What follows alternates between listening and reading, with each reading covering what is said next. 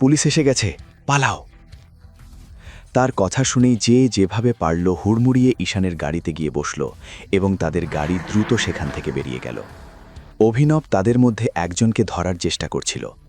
ঠিক সেই সময় সেই লোকটি অভিনবের মাথায় এক ঘুষি মারল। অভিনব অনন্যার গাড়ির উপর গিয়ে ছিটকে পড়ল, তার মাথায় চোট লাগল। এর মধ্যেই পুলিশের গাড়ি সেখানে এসে থামল। একজন হাবিলদার অভিনবকে দেখে জিজ্ঞেস করলেন, হ্যাঁ ভাই, এত রাতে এখানে কি করছো? আমার গাড়িতে কিছু সমস্যা হয়েছিল। অভিনব উঠে দাঁড়িয়ে বলল এবং অনন্যাকে খুঁজতে লাগল। অনন্যাকে কোথাও দেখা যাচ্ছিল না। অভিনব চাহাতকে দেখতে পেয়ে জিজ্ঞেস করল, অনন্যা কোথায়? ওর ব্লাড প্রেশার বেড়ে গিয়েছিল, ও অজ্ঞান হয়ে গেছে। চাহাত বলল এবং ড্রাইভারের সিটের দিকে এগোতে এগোতে বলল, আমাকে ওকে হাসপাতালে নিয়ে যেতে হবে। তক্ষুনি অভিনব তাকে থামাল এবং বলল, তুমি ওদের পুলিশের সাথে বাড়ি যাও, আমি ওকে হাসপাতালে নিয়ে যাচ্ছি। চাহাত অভিনবের কথা মেনে নিল এবং পুলিশদের দিকে এগিয়ে গেল। যা যা ঘটেছিল চাহাত পুলিশকে স্টেটমেন্ট দিল এবং তারপর তাদের সাথেই বাড়ির উদ্দেশ্যে রওনা দিল। এদিকে অভিনব অনন্যাকে নিয়ে হাসপাতালের উদ্দেশ্যে বেরিয়ে পড়ল। এর মধ্যে অভিনব রাজীব আর শর্মিলাকেও ফোন করে যা যা ঘটেছিল সব জানিয়ে দিল।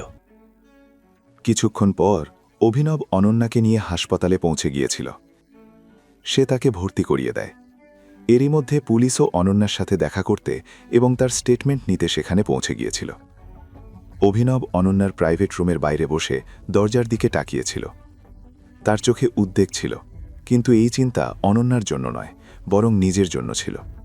সে যেভাবে ওই লোকগুলোকে মেরেছিল তাতে অনন্যা অভিনবের ওপর সন্দেহ করতে পারত। এমন পরিস্থিতিতে সে ঈশ্বরের কাছে এটাই প্রার্থনা করছিল যে অভিনব ওই ছেলেদের সাথে যা করেছে তা যেন কোনোভাবে অনন্যা না দেখে থাকে। যখন অনন্যার জ্ঞান ফিরল তখন ডাক্তার নার্সকে বললেন অভিনবকে ভেতরে ডেকে নিতে, কিন্তু অনন্যা পরিষ্কার মানা করে দিয়েছিল। সে অভিনবের সাথে দেখা করতে চাইছিল না। এই সময়ে শর্মিলা এবং রাজীবও হাসপাতালে পৌঁছে গিয়েছিলেন। যখন তারা দুজনে অনন্যার সাথে দেখা করার জন্য তার প্রাইভেট রুমে ঢুকছিলেন তখন অভিনবও তাদের পেছনে ভেতরে চলে আসে। যখন তিনজন ভেতরে পৌঁছালেন তারা দেখলেন অনন্যা কাঁদছিল। সে কাঁদতে কাঁদতে বলল, আমি খুব ভয় পেয়ে গিয়েছিলাম। আমার মনে হচ্ছিল আমি আর বাঁচব না। ওই লোকগুলোকে দেখে মনে হচ্ছিল তারা আমাকে কিডন্যাপ করেই ছাড়বে। কিন্তু ভাগ্য ভালো যে সেখানে চাহাত ছিল। যখন একটা লোক আমাকে হাত দেওয়ার চেষ্টা করল তখনই ও লোকটার পেটে লাথি মারল। যখন অনন্যা ওর জায়গায় চাহাতের নাম নিল তখন অভিনবের ভালো লাগল। সে বুঝতে পেরেছিল যে অনন্যা সেই মারাত্মক লড়াই দেখার আগেই অজ্ঞান হয়ে গিয়েছিল। ঘাবড়ে গিয়ে সে এটাও ভুলে গিয়েছিল যে ওই লোকগুলোকে চাহাত মেরেছে নাকি অভিনব। অনন্যা আরও বলল, আমি জানি না ওই লোকগুলো আমাদের কেন থামিয়েছিল। ওরা বলছিল যে প্রিন্স নামের কোনো একজন লোক মারা গেছে, কিন্তু আমি সত্যি কোনো প্রিন্সকে চিনি না। ওরা বলছিল যে ওরা প্রিন্সের মৃত্যুর বদলা পুরো গুরগাঁও থেকে নেবে। অভিনব ততক্ষণে বুঝে গিয়েছিল যে প্রিন্সকে। এ সেই লোক যে সেদিন জনিকে মারছিল। এক সেকেন্ড, তুমি বলছো যে যখন ঈশান তোমার উপর হামলা করল তখন অভিনব তোমার সাথেই ছিল? ও তখন কি করছিল? এই প্রশ্ন শুনে অনন্যা ধীরে ধীরে তার নজর ওপরে তুলল এবং অভিনবের দিকে তাকাতে লাগল। এক মুহূর্তের জন্য দুজনে একে অপরের দিকে তাকালো এবং শেষে অনন্যা বলল, ও আমার জন্য কিছুই করছিল না। যখন আমাদের সাথে এইসব ঘটছিল তখন ও গাড়ির পেছনে লুকিয়েছিল। এ কথা শোনামাত্রই অভিনবের মুখ হাঁ হয়ে গেল।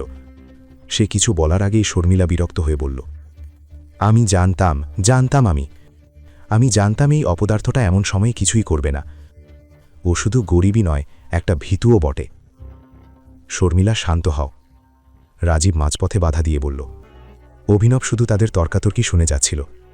তার কাছে বলার মতো কিছুই ছিল না। যদি সে সুযোগ পেত তবুও সে কিছু বলতে চাইত না। সে অনন্যার প্রাইভেট রুম থেকে বেরিয়ে আবার করিডোরে চলে এলো। সে করিডোরে আসতেই দেখল সামনে থেকে চাহাত আসছে। অভিনবকে দেখেই সে জিজ্ঞাসা করল, অনন্যার জ্ঞান ফিরেছে? অভিনব হ্যাঁ সূচক মাথা নাড়ল। অভিনবের বিষণ্ণ মুখ দেখে চাহাতের ইচ্ছে হলো আগে তার খবর নিতে, কিন্তু সে নিজের ভাবনা দূরে সরিয়ে রেখে নিজেই অনন্যার প্রাইভেট রুমে চলে গেল। সে কিছুক্ষণ ভেতরে থাকার পর বাইরে বেরিয়ে এলো। এদিকে অভিনবও ডাক্তারের সাথে কথা বলছিল। ডাক্তার অভিনবকে বললেন, চিন্তা করার মতো কিছু নেই, ওনার শুধু প্যানিক অ্যাটাক হয়েছিল। আপনি চাইলে আজ সন্ধ্যা নাগাদ ওনাকে বাড়ি নিয়ে যেতে পারেন। ধন্যবাদ ডাক্তার, বলে অভিনব আবার করিডোরের বেঞ্চে এসে বসল। চাহাত তার পাশে এসে বসল এবং বলল, তুমি ঠিক আছো? অভিনব চাহাতের দিকে না তাকিয়ে শুধু হ্যাঁ বলে মাথা নাড়ল এবং জিজ্ঞাসা করল, অনন্যা কেমন আছে? ডাক্তার বলছিলেন আমরা আজ সন্ধ্যায় ওকে বাড়ি নিয়ে যেতে পারবো। আমার মনে হয় না ও সন্ধ্যা পর্যন্ত অপেক্ষা করবে, ও এখনই বাড়ি যেতে চাইছে। চাহাত উত্তর দিল। অভিনব আবারও হ্যাঁ বলে মাথা নাড়ল। তার এতেও কোনো সমস্যা ছিল না। দুজনে কিছু মুহূর্ত চুপ করে রইল। শেষে চাহাত দীর্ঘশ্বাস ফেলে বলল, তুমি অনন্যাকে এই ব্যাপারে কিছু বললে না কেন? এই কথা শুনে অভিনব চমকে উঠল। সে চাহাতের দিকে তাকিয়ে বলল, কোন ব্যাপারে? এখনই পকেট এফএম অ্যাপ্লিকেশন ডাউনলোড করুন, লিংক বর্ণনায় দেওয়া আছে।